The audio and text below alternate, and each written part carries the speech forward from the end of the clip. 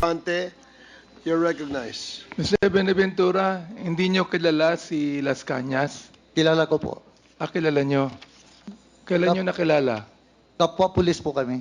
Ah, Kapwa pulis po kami, Your Honor. si Michael Yang, hindi nyo kilala? Kilala ko po siya pero hindi kami hindi kami nagsama. Kanina- May-ari ng DCLA. Kanina sinabi nyo, hindi nyo kilala eh. Sinabi ko po DCLA, may-ari ng DCLA. So, nakilala nyo? Kilala ko lang siya may-ari ng DCLA, Your Honor. Okay. Saan kayo nag-meet? Saan Hindi nyo na-meet si Mr. Michael Yang? Hindi kami nag-meet, Your Honor. Anong ibig sabihin nag-meet? Saan mo siya nakita? Yun. Hindi ko man narinig ko lang ang may-ari ng DCLA is Michael Yang. Narinig mo? O kaibigan kaibigan na ni... Teka, nakakalito eh. Akala ko ba kilala mo si Michael Yang? May-ari po ng DCLA. May-ari ng... DCLA po. Sinong nagsabi sa'yo? Kung yun, mall po ng Davao City, Your Honor. Pexman? Sorry po? Pexman? Hindi. Mall. Alam ko naman. Marami kasi mall. May Gaisano Mall, Gaisano. Alam ko naman magsisinungaling ka eh. Kaya nasabi ko, mamatay man yung pusa nyo. Hindi naman totoo po, Your Honor. Hindi. Ah, Kaya nga eh, nagkakabiroan na tayo dito. Hindi ba yung boss mo eh, mahilig magbiro? yes, Your Honor. Oo. Ayan. Ito, tanungin kita. May tiwala ba sa'yo ang boss mo? May tiwala ba sa'yo? Iwan ko, Your Honor, sa pagkakilala niya sa akin. Hindi. Tinatanong kita, ikaw mismo, naniniwala ka bang may tiwala sa'yo ang former president? Hindi ko masabi kung anong kuha niya, Your Honor. Dahil kasi, ganito kasi, Your Honor. Mayor siya, naging presidente. Hindi kasi ako Ang tanong ko, hindi mo ko sinasagot eh. Ang tanong ko, naniniwala ka bang may tiwala sa'yo ang former president? Sa PNP. Hindi ko masabi kasi, Your Honor, yung Okay, kung kuha niya. hindi ka naniniwalang may tiwala sa'yo, dispensable ka. Tama ba ako? Mali. Kung hindi ka naniniwala na may tiwala sa'yo ang former president, dispensable ka. Pwede kang tirahin. Pwede kang tanggalin. Tama ako? Mali. Kaya nga, hindi na ako Yun. Ibig nag-retire sabihin, ako. nagsasabi ka ng totoo ngayon, hindi mo alam kung may tiwala sa iyo ang dating Pangulo sapagkat alam mo na kapag inayawan ka na, tapos ka. Correct? Yes, Your Honor. Oh, yun. Yun ang sinasabi ko. Oh, hindi na ako magpe-pex man. Nagsasabi ka ng totoo ngayon eh. Hindi ba? Oh. May tiwala ka ba sa dating Pangulo? May tiwala ka sa kanya? Yes, Your Honor. Buo ang tiwala mo. Yes, Your Honor. From 1 to 10, gano'ng kalaki ang tiwala mo? 10 po, Your Honor. 10. Pero ikaw, hindi ka naniniwalang may tiwala siya sa'yo. Hindi ko kasi alam kung nasa mind niya, Ibig Your Honor. sabihin, ganito yan. Hindi ka naniniwalang may tiwala ka sa Pangulo sapagkat alam mo na ang iyong boss ay may ginagawang hindi maganda. Yun ang ibig sabihin nun. Tama ako, mali? Yes, Your Honor. Oh, yun. Yun lang po, Mr. Chair. Thank you, Congressman Abante. Now, can we show the video first of... Kilalang-kilala mo sila lahat. Yes, Your Honor. Okay. Lahat dito binabanggit na alam nila ang tungkol sa DDS. Si Matabato, si Asierto, si Garma, si Leonardo. Halos lahat sila. Even the President knows about the DDS. Pero ikaw hindi mo alam. Hindi na, po ko yung DDS, Your Honor, yung media ang nagkuhan ng DDS. Hindi. Nagpangalan ng DDS. It was testified by Si the Matabato siya. Wait. Sorry po. It was testified by the President that he created the DDS and he formed a 7 men, di ba, doon sa grupong yun. So binanggit niya yun. So ngayon, hindi ka naniniwala sa sinabi ng Presidente? Hindi ko alam yun, Your Honor. Hindi. Nadinig naman natin lahat ng Yeah, sinabi narinig niya. ko sa kanya, Your Honor. Oh, di ba, pero sinabi niya, siya po. sandali, pakinggan mo muna ako. Ay, sorry po. So, sinabi niya, nag-create siya ng DDS, di ba? At sabi niya, hindi yung mga police, mga ano to, mga civilian, di ba? Oh. Yes, Your Honor. So, hindi mo pinapaniwalaan ang sinabi ng presidente. So, ibig sabihin, nagsisinungaling siya kasi hindi ka naniniwala dun eh. Hindi, Your Honor. So, hindi ka naniniwala dun sa sinabi ng presidente. Hindi, Your Honor. So, walang DDS. Wala sa akin, Your Honor. Wala. Talagang, kala ko ba magpapakamatay ka alang-alang sa dating Pangulo? Yun, wala. Siya man lang may sabi niya, Your Honor. Ha? Si Presidente nagsabi, siya ang makapag-explain noon, Your Honor. Okay, so, mukhang hindi ka magpapakamatay talaga sa kanya. Iba yun, Hindi, hindi ka talaga magpapakamatay sa kanya. Dahil ngayon lang, parang sinasabi mo, nagsisinungaling na si former president eh.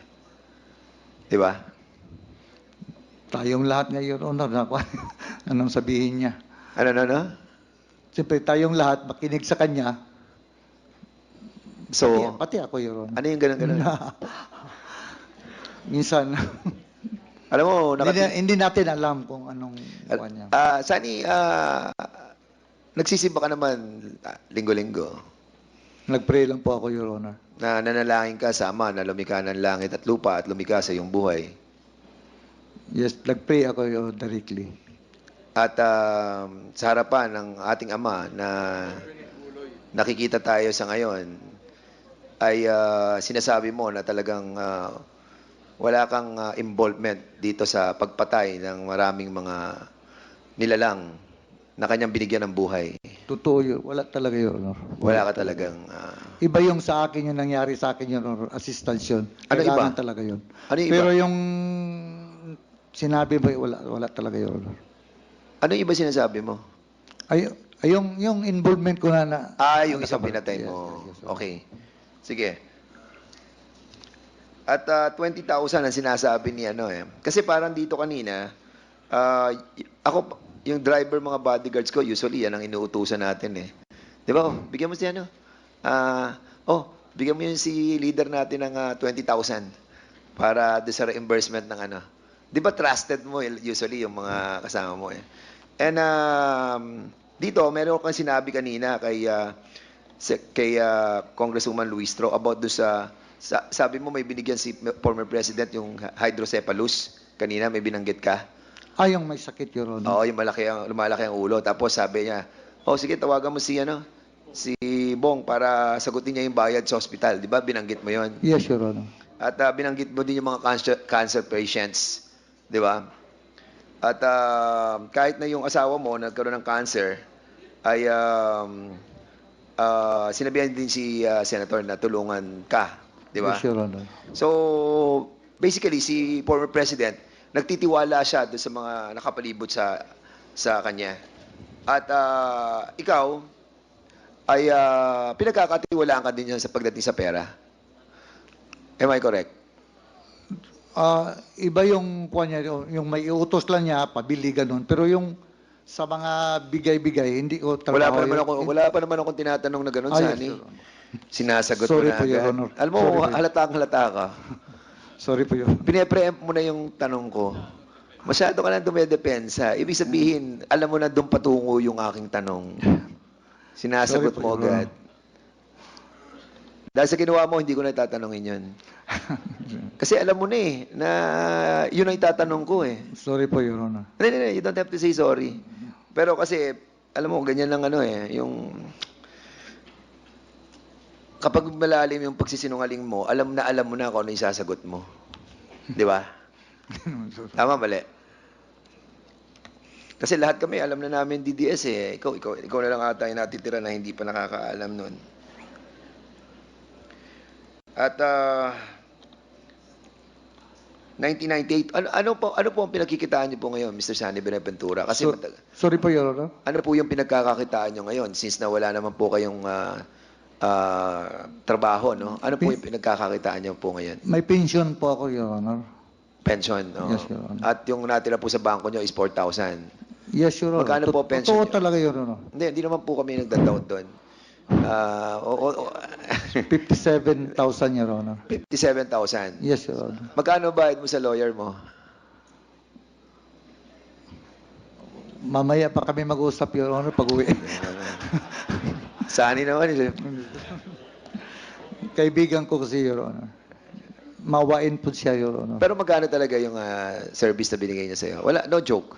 10,000. 10,000? Yes, Your Honor. Tapos 4,000 ang account mo. So, paano mo siya Hindi pa babayaran? galing doon sa 4,000 ko, Your Honor. May mga anak din ako, Your Honor. Ay, nako.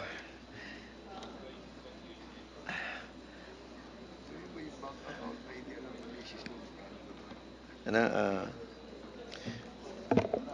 okay, so mahirap talaga tanungin ang mga sinungaling, ano. Hindi, alam mo, Sani, kasi medyo ginagawa lang po namin light ngayon yung line of questioning sa'yo. Pero lahat po ng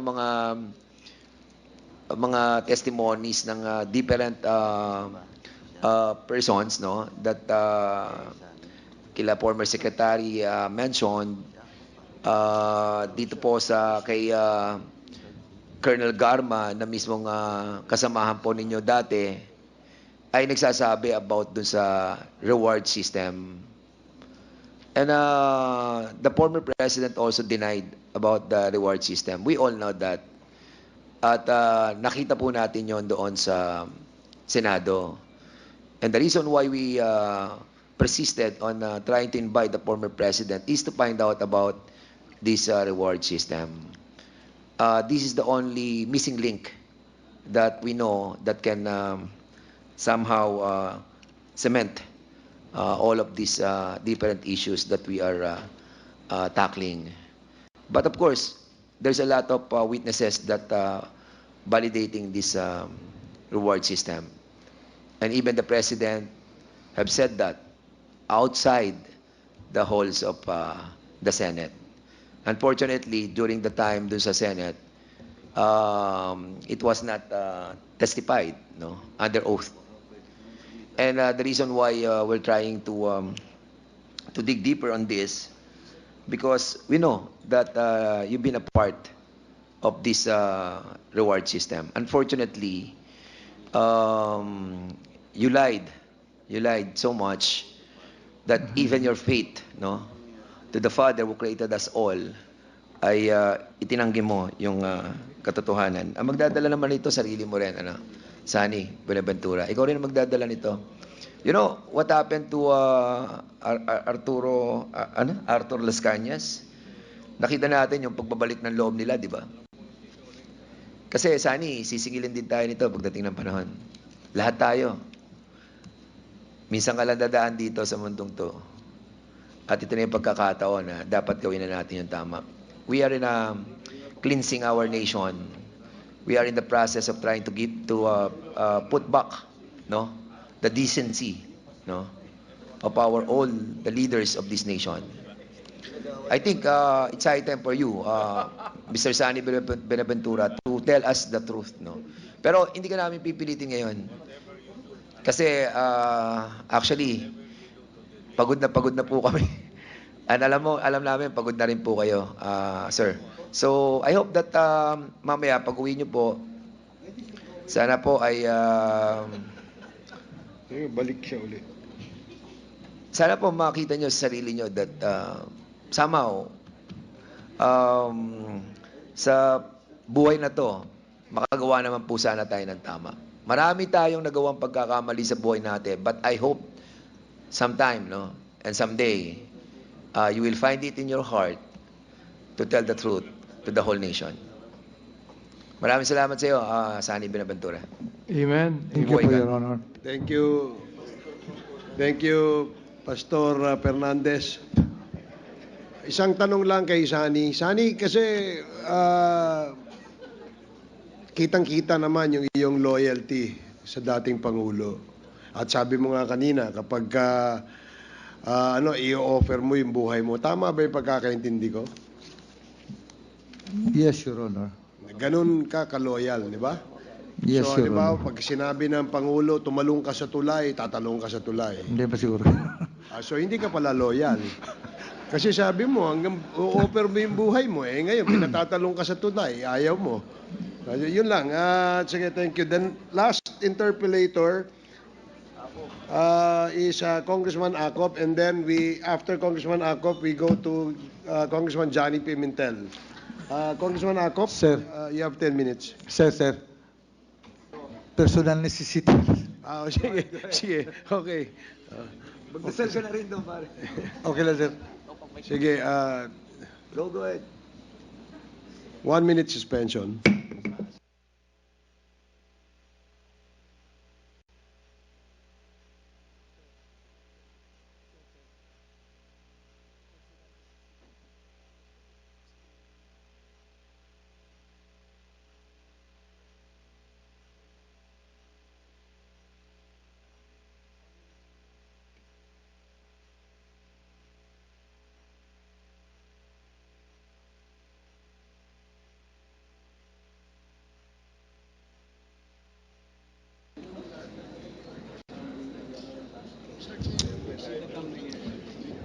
To save time, Mayor Carranza, pwede po bang maupo kayo doon sa kwan? Sa witness seat? Oh, yeah. Sabayan ko kaya, nadjingle din ako, pare. Mayor Carranza, opo, ayan.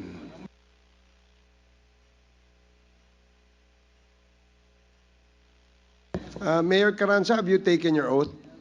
And do you have a lawyer with you? I did already, sir. Do you have a lawyer with Yes, you? sir. Okay. May we ask your lawyer to enter his appearance before this committee? And let me remind the lawyers, the counsel of Mayor Carranza, na ang inyong pong role is only to advise your client of his rights. Yun lang po. You cannot coach your client. Sige po. Please enter your appearance. Good evening po, Mr. Chair. I'm Attorney Mark Anthony S. Fabay, Your Honor. Good evening, Mr. Chair, this honorable committee. Respectfully, I'm Attorney Vic Danao, Your Honors. Okay. Salamat po. Salamat po. So, hintayin lang natin yung... Nga pala.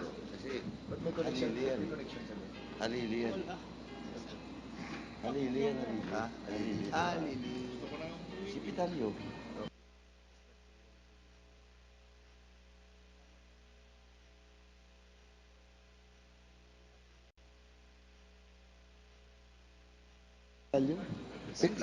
Si Colonel Pitalio, are you still... Ayan. No? Please take the seat beside the...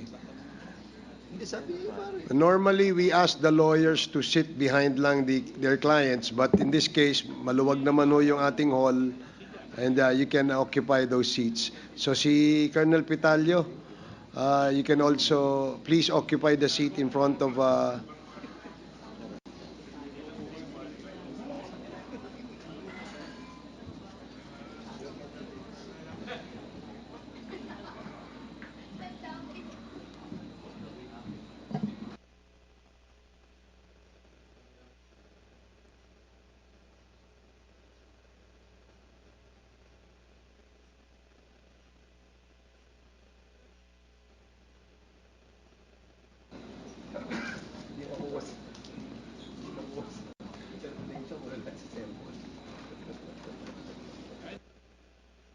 Okay, hearing is resumed.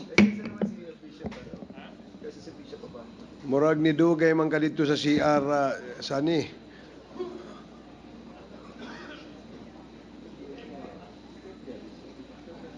Your Honor. Okay. Congressman Acop, you're recognized. Thank you, Mr. Chair. Kung titignan po natin, wala na po akong document sa aking harap eh. Magandang gabi, Mayor Carranza. Good evening, sir, Your Honor. Kayo po ba ay may security sa iyong sasakyan? Yes, sir. Meron ka ring driver? I usually travel with my driver and security aid. Security aid. Meron bang mga pagkakataon na may inuutos ka sa iyong security aid o kung wala yung security aid mo, nautusan mo yung driver mo? Whenever we travel, sir, I always ask my aide to... Hindi ko sinasabi kung nagtra-travel kayo.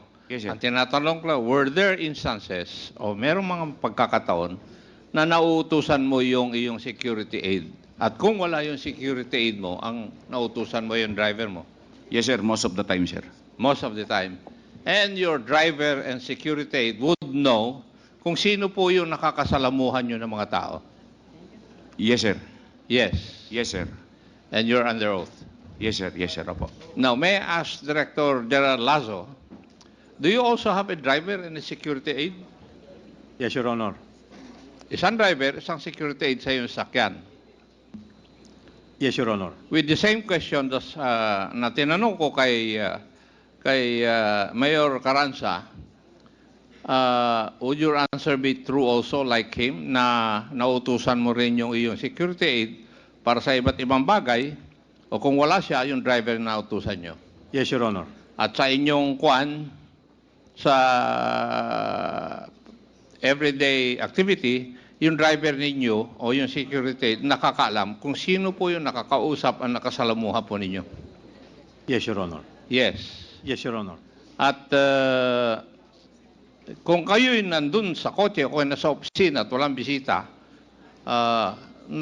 nakakwentuhan ninyo yung driver nyo at saka security aid. Tama? Yes, Your Honor. Would that be true also, Mayor Carranza? Yes, sir. Now, Mr. Sunny Benaventura, narinig mo yung sagot ng Director General ng PDEA at saka Mayor ng Silang Cavite. Tapos sasabihin mo dito sa committee na ito na ikaw ay driver at security lamang at wala kang kaalam-alam? Matanong nga kita, nagsisinungaling ka? Sa ano po, Your Honor? Mag-ingat ka. Dahil baka hindi ka na makauwi. Ano? Ang ibig mo sabihin, driver security ka lang, hindi mo alam kung sino-sino yung mga nakakausap ng iyong boss? Wala pa ba naitanong sa akin, Your Honor? Ano po? Wala pa naitanong sa akin kung sino yung kausap ng boss ko. Hindi mo alam? Kasi ang sagot mo kanina sa mga katanungan ng aking mga kasama rito ay driver security ka lang and you do not bother o na malaman kung sino yung kausap ng iyong boss, anong ginagawa niya. Di po ba? Di ba yun ang sagot mo kanina sa kanilang mga katanungan? Ang kuha ko lang yun, ang sabi ko sa driver security ako, tapos hindi naman ako particular kung sino yung kausap ng boss ko, Your Honor. Hindi ko naman tinatanong na maging particular ka eh. Ang tinatanong ko, kagaya ng pagtanong ko kay Mayor Carranza at kay DJ Lasso, yung kanilang security aid o driver, nalalaman. Alam nila kung sino yung bumibisita kay Mayor, sinong kausap niya. Di ba? Yes, Tapos Your Honor. sasabihin mo sa amin dito na driver security ka lang? At wala kang pakialam dun sa kwan? Oh, come on.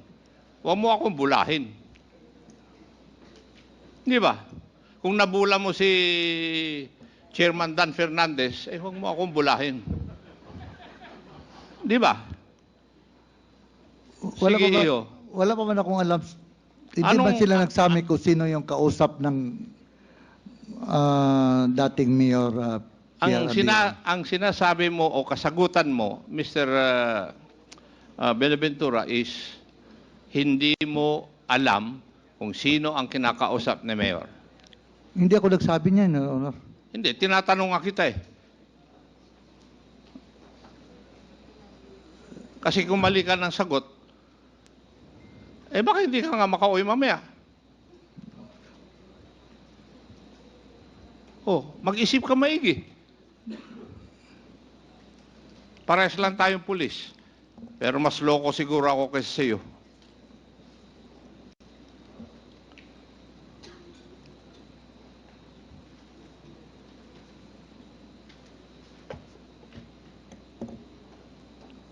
Hindi mo alam? Na ano po, Your Honor? Hindi mo alam kung sino yung mga kinakausap ng iyong boss? Sino po in particular, Your Honor, na kausap? Hindi. Tinatanong ko kung kakilala mo o nakikilala mo yung mga kinakausap ng boss mo. Sabi Oy, yes, Your Honor, Sami Oy. Ano? Si Sami Oy, mga councilors, Kaya Hindi nga, kaya ko tinatanong sa iyo dahil ang sagot mo kanina sa mga katanungan ng aking mga kasamahan, hindi mo alam kasi driver security ka lang. Pero kaya ko pinaupo si Mayor Carranza dyan dahil mayor din yan ng Silang Cavite, si Director Gerald Lasso kasi may mga driver din sila. At para sabihin ko sa iyo, at kung tatanungin ko sila, Mayor Carranza, siguro ikaw mas yung driver at saka security mo ang nakakaalam kung ano yung pag-uugali mo at ano yung pagmumura at pananalita mo. Tama? Yes, sir. Kasi ikaw palagi, sila ang palagi mong kasama. And I think the same is true with Director General Lasso. Tapos ngayon, ikaw, iba. Yung bang ibig mo sabihin? Kaya ikaw, may nililihim ka. At kung susundan ko yung sinasabi ni Chairman Fernandez na nabola mo, hindi totoo yun. Nagsisinungaling ka, iho.